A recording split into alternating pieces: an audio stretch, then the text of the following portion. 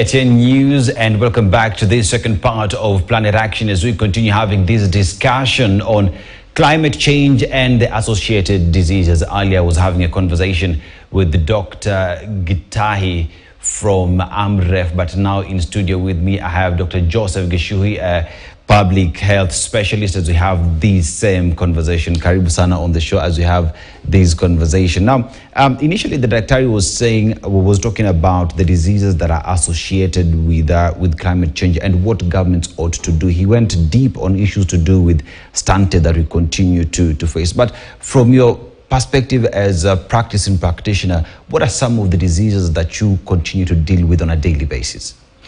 So thank you very much, Dennis, for having me. So when you look at the effects of climate change on health, you have to look at them from a more diverse perspective. This is because climate change literally affects pretty much every organ system of the body. Say, for example, in the briefing earlier, you touched on mental health. Mental health is something that, once you look at, if you were to be quite critical about it, you'd see is one of the things that are actually going to be hardest hit. This is when you consider the effects of or the immediate and the immediate effects of climate change, which include the events, the adverse events like floods, droughts. All of this create certain issues with them. Like, for example, drought and the deaths that come with them that cause a certain form of PTSD and the depression that comes with that. Now we are actually having to coin new terms when it comes to mental health, such as eco-anxiety.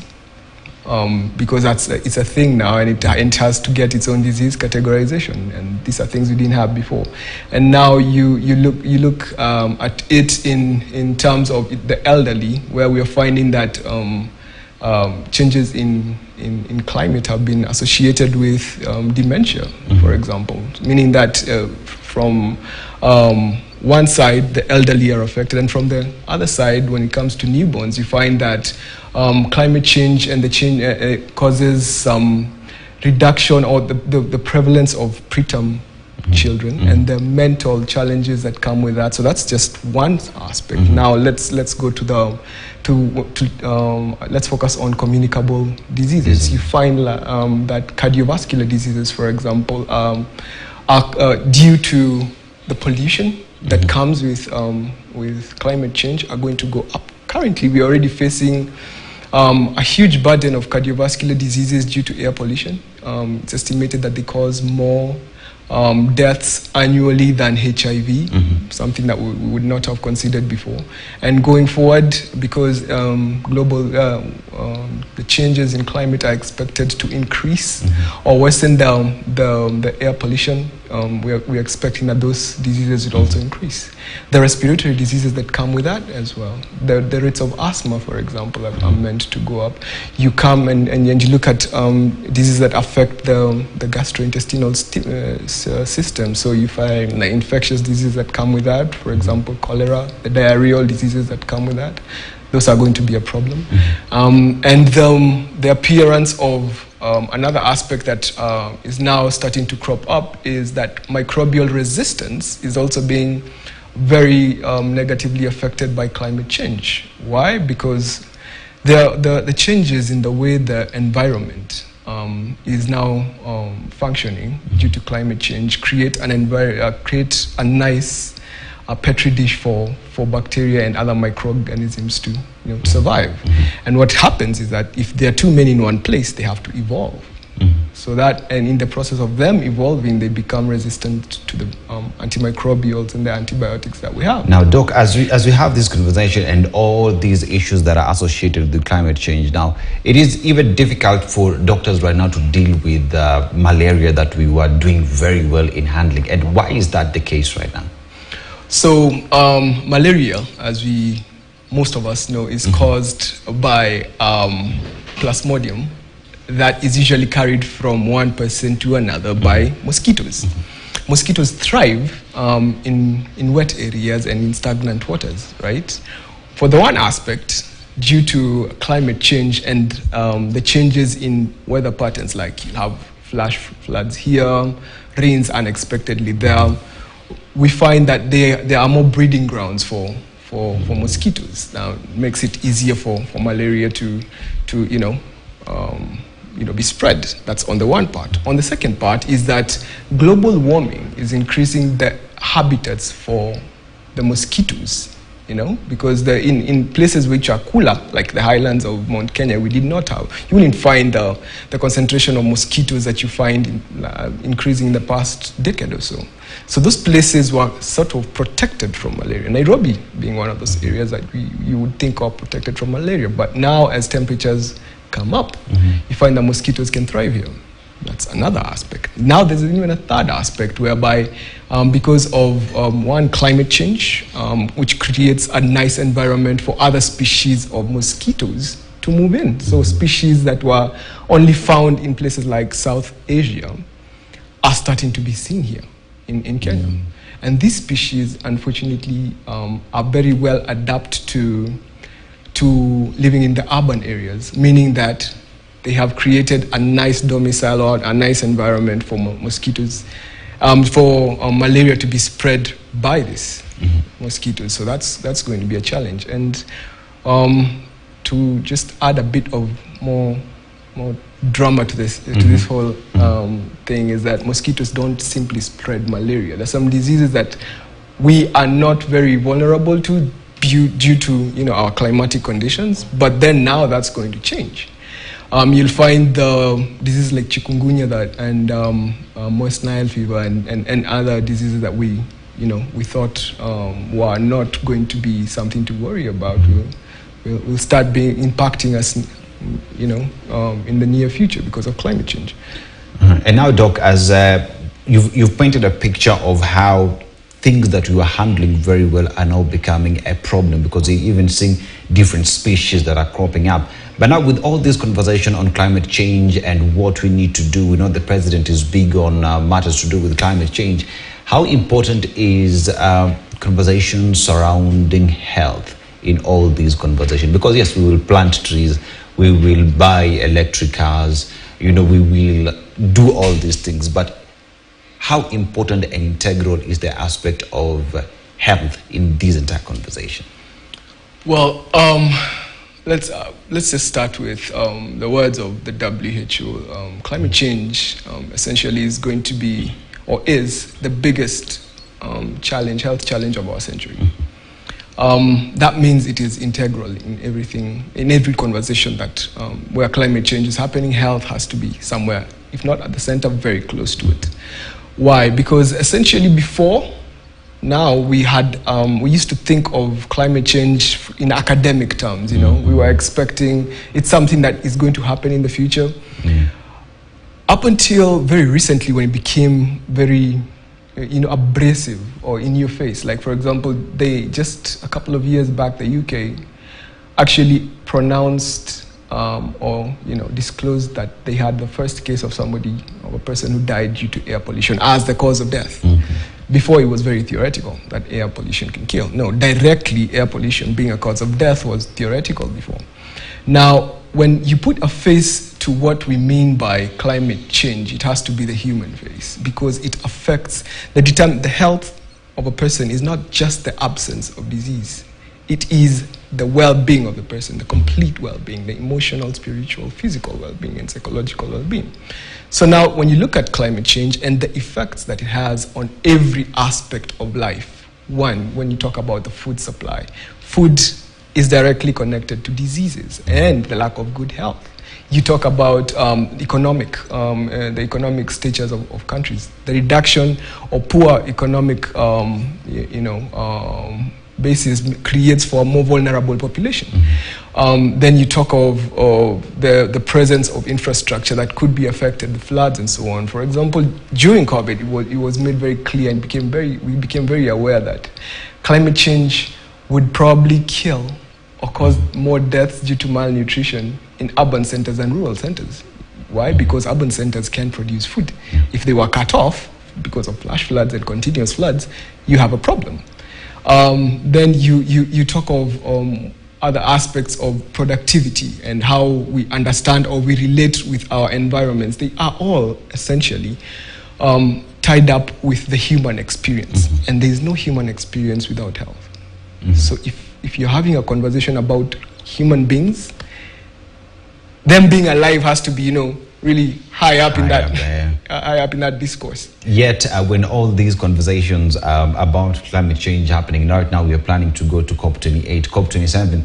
The big conversation, especially from African countries, was to do with funding. We want to get money to be able to restore ecosystems. Those who've destroyed their ecosystem to be able to pay more and all that. But is there any text that is big on we need this money to be able to improve on the health of our people? And if not, should these then be one of the key subjects that when we go to COP28, even the Africa Climate Summit that happened in Nairobi, some of the text that we go with then to COP28 in Dubai be majorly based on the need to restore our ecosystems and all these so that we can improve on our health?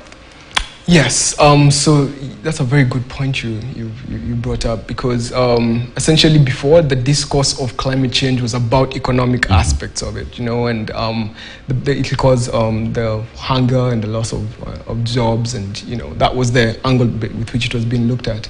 But now the discourse has to change, has started to change. At least now we are finding that actors in the ministries of health are actually being called to the table. Before, they were not even they're not party to those discussions. We're seeing that changing. We're seeing that some countries are actually putting aside some funds primarily for the effects of climate change on health. And so yes, that is an avenue, and also with the idea that we can pull funds from every single ministry or avenue with which pulling can be done will help in every way, because unlike initially when we were theorizing about climate change, we realized it was put in just one aspect of health. It's a social determinant among the other five. There are many, but major five social determinants of health. Only now is it becoming very clear that it is the primary social determinant of health, because when climate change happens, the other social determinants of health will include access to education, access to health care. You realize that climate change will affect every single one of us. So if we do not consider it as a very huge influential factor in people's health, then you will find that the creation of wealth and its losses will be just about at par. Because right now we are already losing about 200 billion, more than $200 billion as Africa just by itself. And the idea that it's not an us problem, it is thoroughly an us problem, because we bear the brunt. We produce less than 4% of the greenhouse emissions that we're talking about, but 89% of the effects are felt by us. We constitute 17 of the countries, of the top 20 countries that are worst hit by this change. So it's not and then the other thing about climate change and health is that unlike some other things that you would say are individual, this one doesn't work that way. Like, climate change will influence your cardiovascular system, meaning that it will cause things like strokes and heart attacks to you just because somebody else did something elsewhere. Your neighbor is there messing up the environment. He doesn't see it as a problem, but you're the one who's suffering these consequences. There's no way that it's not like, unlike before when you wake up in the morning, you jog, you eat well, life should treat you just as well. No, this is an us problem, it's an everyone problem. As long as you're not doing your part, you're going to suffer more, unfortunately, because of the inequities that we have in the way the world is. But it doesn't mean that because you did less, yes. It's not fair. Yeah. It's not fair that way. And on that specific note, then, how do we make this conversation to be all-inclusive? Because you have to play your role, I have to play my role. Whatever happens in Uganda directly affects Kenya in one way or the other. Like rightfully you've said, Kenya emits, Africa as a whole emits less than 4%, but we are suffering from the biggest brand of what others have done. So then how do we change this conversation from being about you need to pay for loss and damages and give it a human face, so that even when we are talking, we're not talking in terms of give me your dollars to be able to plant trees, but I want these dollars because look at how my people are, and I'm not bringing my people on the table as a bargaining tool, but as the people who are suffering and who need the assistance and help that they require. One of the avenues I would suggest is educating people on exactly what it means for the cost of not caring. Because what we as Africa currently bring to the world and our assets that we get paid for is the food basket. You know, the food basket is what we offer the world, and in turn we get what the world offers, what the world has to offer us. We exchange this for the other. So if we cannot produce food, that means you cannot survive. The Africans, there's nothing, very few countries will survive this, you know, with the exceptions of those ones that have natural resources. The rest of Africa struggles. So when it becomes that it's not the idea of separation of socio-economic consequences from health, that paradigm has to shift. It has to be health is a consequence and a driver of socio-economic progress. You know, so the moment you change the discourse to it being integrated to every health being in an integral part of every aspect of life, then the discourse changes from schools, from the way you interact with discourse or conversations. When health becomes an intricate part, not because I'm happy that we've moved from a place where we're all fighting for mere survival, you know, from when infectious diseases we're dying, so we treat them. Now we're looking at a place where if we don't nurture health, we realize that trying to get it back in terms of treatment is too expensive, and most often than not doesn't work for our conditions. And you see, Doc, as we speak on this now, we realize that climate change has seen our produce go down. Whatever we harvest has gone down. And with this, you find that there is a group of children that you're bringing up that will be stunted. That is according to research. Even Dr. Gidinji from AMREF was alluded to that as well. So as knowing that this is what is happening, there will be a certain generation of people who are stunted, whose growth have been affected because of malnutrition moving forward. As Africans, as government of Kenya, let me talk about the government of Kenya. As government of Kenya, how important is it for us to have school feeding programs? That's for example, one of the things that you cannot educate somebody who's hungry, and secondly, you cannot expect them to thrive in society if they don't have the energy to participate fully in society. That's something that's quite integral. It's what you're asking is about creating resilience, and not just resilience from a healthcare perspective, right? No, it's resilience economically, because climate change is not something that should be that is a problem. You know, we're supposed to be able to adapt with it. Some scientists or science already has it there. You see, what we are seeing now is a consequence. We are in between the interglacial period. Interglacial being that every 100 or so thousand years we have the ice age that crops up. The world tilts in a different axis and becomes too cold, and everything freezes. And for us human beings to survive, global warming is a good thing, or was a good thing, that allowed for the ice age to subside, and the human beings were able to create environments and prosper. So warming and cooling of the world are supposed to be kept at a pace which is sustainable, or we become resilient to those changes. Because as I think Gidinji pointed out earlier, the idea that we're not going to get to more than 1.5 degrees centigrade Celsius that we are so afraid of is a foregone. We're way past that. It's about creating systems and creating resilience as us, and adapting to the changes that are going to happen. Because as we are saying, if it's cyclic, then as much as this is a crisis now, very soon we will be talking about it's cooling too fast. Now we have to adapt to that. So it's about how do we create systems that allow us to thrive in our environment. Yeah. And Doc, finally, I would bring you to this conversation that we've many have looked at this conversation on climate change as us versus them conversation. You destroyed the environment, we did not. play any role in that. Therefore, you should pay for that. But understanding that now we are in the 28th COP, it has not worked for the past 27 COPs. So therefore, how do we change these conversations so that it is not the global West versus the global South conversation, but a conversation that people come on the table to find solutions, whether it's in Africa, it's in Kenya, in the United States, or in Australia. We sit down to find a common ground moving forward. I believe it's behavioral change and a change in the way we as Africans own our world. You know, as long as you're delegating your existence to somebody who's wronged you, then you're not in control. You've been wronged, yes. Should somebody pay for the wrongs? Probably. But are you going to die because of the fact that you've been wronged? That's not.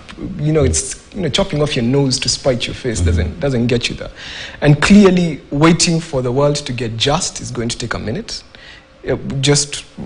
We have not seen any reason why the offenders or the perpetrators of offenses against the African and the global South, we haven't seen them being held to account, and we have repeatedly behaved in a way that we are expecting them to be held to account. Is it by design that they're not held to account, or is it because they control the coffers?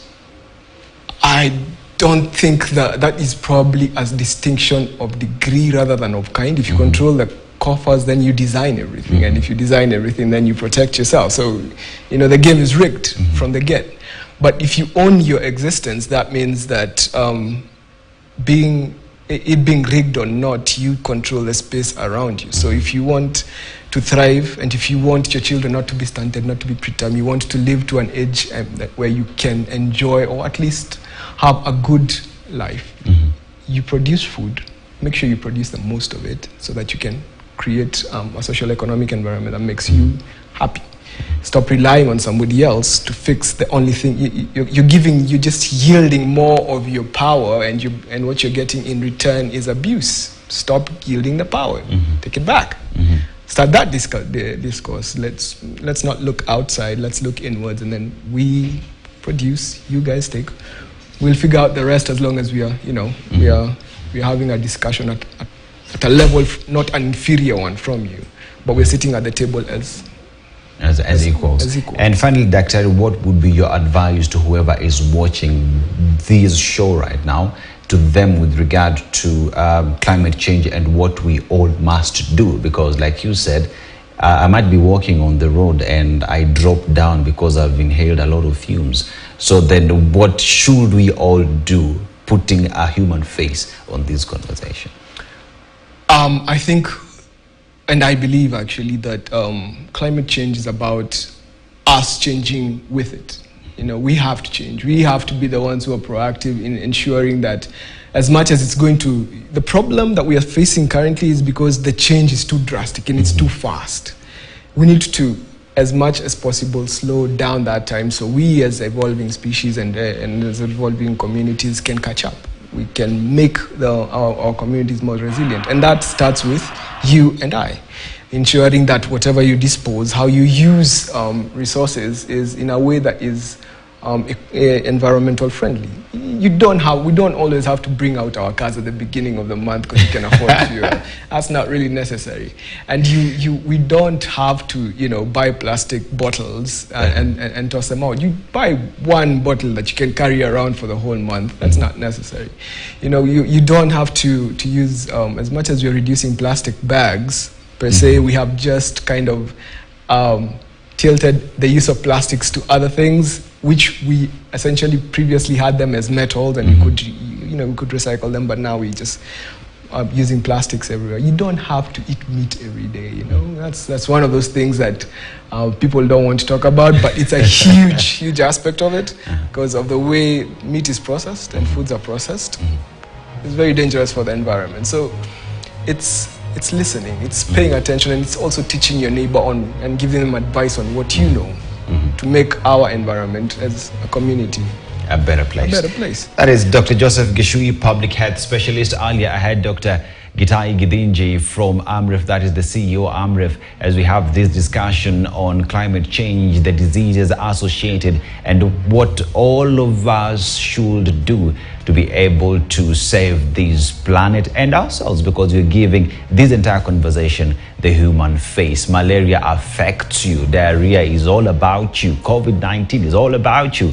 Therefore, it's all of us to come on the table and have this conversation. My name is Dennis Aseto. This has been Planet Action. Next week, Purity Muse will be taking the reins and offer you what she'll be having then. Enjoy the rest of your viewing. Eric Latif will be coming here with KTN Prime News. Good evening.